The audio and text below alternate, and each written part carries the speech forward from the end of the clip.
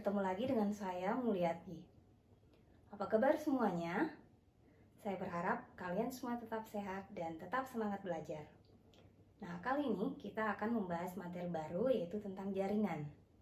Sama halnya dengan sel, jaringan juga terbagi dua, yaitu jaringan tumbuhan dan jaringan hewan. Nah, kali ini kita akan membahas jaringan tumbuhan dulu. Nah, sebelumnya, kalian pernah tidak memperhatikan sebuah tumbuhan atau tanaman yang tadinya sedang kita rawat mulai dari kecil, itu hanya tumbuh beberapa sentimeter, tapi setelah beberapa minggu atau beberapa bulan kemudian, tumbuhan itu akan menjadi besar dan tinggi. Nah, kira-kira apa penyebabnya tumbuhan itu bisa bertambah besar dan tinggi? Oke, jadi hal itu dikarenakan sel-sel yang terus aktif membelah. Sel-sel tersebut akan berkumpul dan akhirnya akan membentuk sebuah jaringan. Kalian tahu tidak apa itu jaringan? Jaringan adalah kumpulan sel yang mempunyai bentuk, asal, fungsi, dan struktur yang sama. Nah, sekarang jaringan tumbuhan itu apa saja? Jaringan tumbuhan itu dapat dibedakan menjadi dua, yaitu jaringan meristem dan jaringan permanen.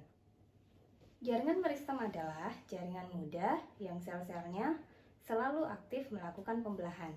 Pertumbuhan pada tumbuhan merupakan aktivitas dari sel-sel meristem. Jaringan meristem terbagi tiga berdasarkan letaknya, yaitu jaringan meristem apikal, meristem lateral, dan meristem interkalar. Sedangkan menurut sifat dasar sel asalnya, jaringan meristem terbagi dua, yaitu meristem primer dan meristem sekunder. Meristem primer di sini berperan pada pertumbuhan primer. Yang dimaksud dengan pertumbuhan primer adalah pertambahan panjang atau tinggi pada batang dan akar suatu tumbuhan. Sementara meristem sekunder berperan pada pertumbuhan sekunder. Yang dimaksud dengan pertumbuhan sekunder adalah pertambahan diameter batang atau akar suatu tumbuhan serta pembentukan pembuluh vaskular. Nah, sekarang kita ke jaringan permanen. Jaringan permanen atau jaringan dewasa adalah jaringan yang sel-selnya itu sudah tidak aktif membelah. Yang termasuk jaringan permanen di sini adalah jaringan epidermis, jaringan parenkim, jaringan penyokong, serta jaringan pengangkut. Jaringan epidermis merupakan lapisan terluar sel-sel pada tumbuhan. Fungsi utama jaringan epidermis yaitu untuk melindungi jaringan yang ada di bawahnya. Sel-sel epidermis dapat mengalami modifikasi, contohnya stomata. Fungsi stomata yaitu sebagai jalan pertukaran gas antar jaringan dan lingkungan luar. Jaringan parenkim dapat juga dikatakan sebagai jaringan dasar.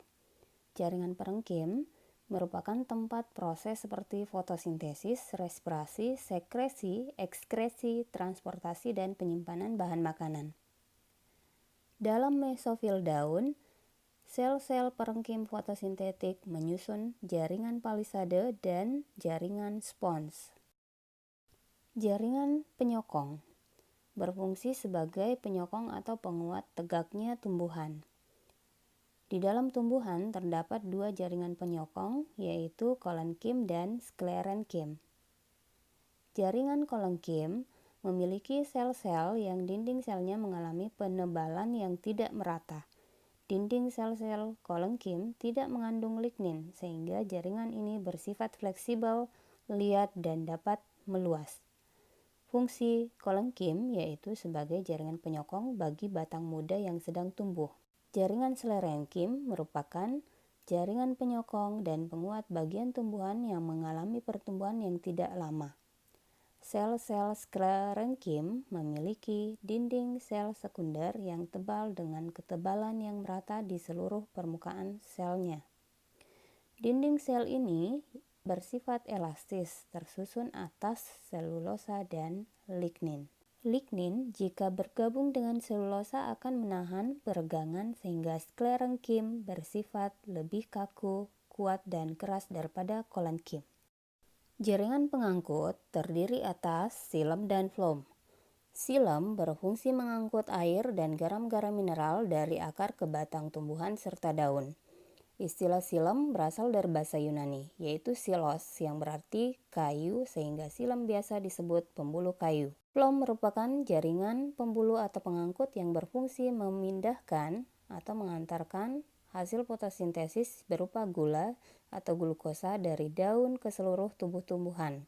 Floem biasa juga disebut sebagai pembuluh tapis. Nah, demikianlah pembelajaran kita kali ini. Saya berharap mudah-mudahan pembelajaran ini dapat bermanfaat dan tetap semangat belajar. Assalamualaikum warahmatullahi wabarakatuh dan terima kasih.